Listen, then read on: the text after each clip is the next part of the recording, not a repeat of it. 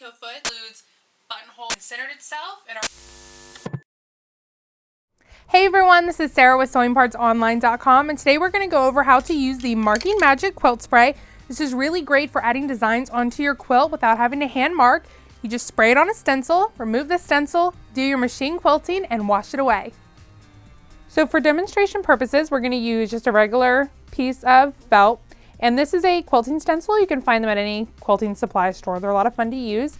So the trick to a good transfer is to place your stencil and then cover up any of the exposed areas. Now, if you don't want to cover up, you don't have to, because it does come off with water, but just for time saving purposes, we're going to cover up the exposed sides. So like if this was a quilt block, just cover that up.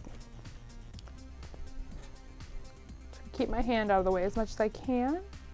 There we go. And so it's nothing's interfering with the transferred area. Shake your can up and then lightly spray, just very lightly. Keep the can nice and away from your stencil. You just need a little coat. You don't need a lot.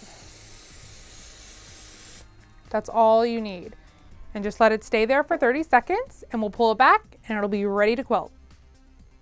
Now we can pull off the stencil and remove our little protective covers. Take this to the quilt and we'll be ready to go. And it's not gonna come off if you rub it. It's gonna stay on there until you add water. So this is after I went to the machine and quilted it. It's kind of hard to see the chocolates left over, but let me just spray it, see if you can see a difference. It definitely disappears. Let me just show you again. So if I were to take this and spray it, you see how this chalk has really started to form? We'll add our water. And bye-bye chalk. Now you can also use Marking Magic to transfer stencil designs onto cardstock. So right here I have some nice thick like cardstock craft paper and my stencil. It's the same one I used before. And yeah, it's about the good size. So I'm gonna put my fabric covers over the edge. So I don't get too much chalk, just because it's faster if I cover the edges. And you really only need a tiny bit of spray and a little paintbrush to do this. So I'm gonna get my Marking Magic, shake it up. Like I said, just do a really light coat from like 8 to 12 inches away. Keep it far away. And after my 30 seconds, I'll move these, pull this out of the way, and I'll have my design transferred. So when this is finished, this is what it could look like. Like this would be a cool Christmas card. And what I did is I just put a little bit of water onto my paintbrush, like a very little, just enough that it's technically damp.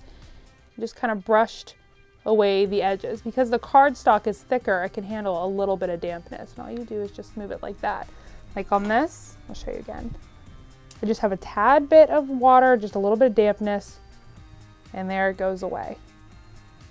Now, although this is originally intended for quilts, that's what inspired it, you can use it to transfer any kind of stencil design. So for example, I have this pattern to make fleece hats for my son, and I was actually able to transfer the pattern onto some fleece fabric by using the manufacturer's pattern. I just went to my sewing machine and I sewed along the pattern with that. I'm like with a large needle, with an old needle, something that you're, not the good one. And the little holes is what transferred this onto the fabric. So all you have to do is just kind of place it where you want it after you've punctured it with the needle. Spray this on top, wait for it to dry, and there you have a transferred pattern without having to cut any tissue paper. To purchase your Marking Magic spray or any other quilting supplies, visit us online at sewingpartsonline.com, on Google+, or on Facebook at facebook.com/sewingpartsonline.